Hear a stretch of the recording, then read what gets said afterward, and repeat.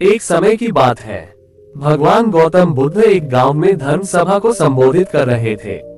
लोग अपनी विभिन्न परेशानियों को लेकर उनके पास जाते और उसका हल लेकर खुशी खुशी वहां से लौटते।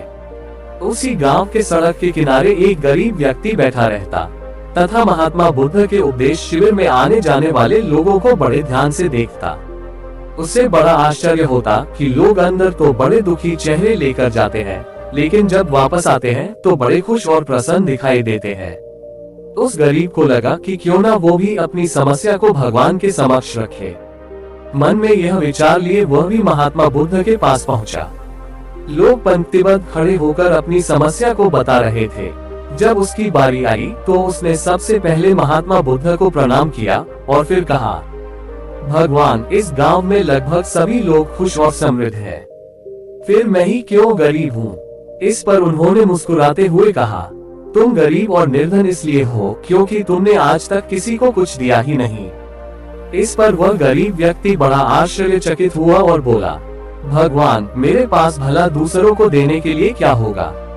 मेरा तो स्वयं का गुजारा बहुत मुश्किल से हो पाता है। लोगों से भीख मांगकर अपना पेट भरता हूँ। भगवान बुद्ध कुछ देर शांत रहे, फिर बोले, तुम बड़े अज्ञानी हो। औरों के साथ बांटने के लिए ईश्वर ने तुम्हें बहुत कुछ दिया है।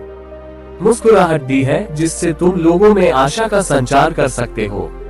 मुख दिया है ताकि लोगों से दो मीठे शब्द बोल सकते हैं, उनकी प्रशंसा कर सकते हो।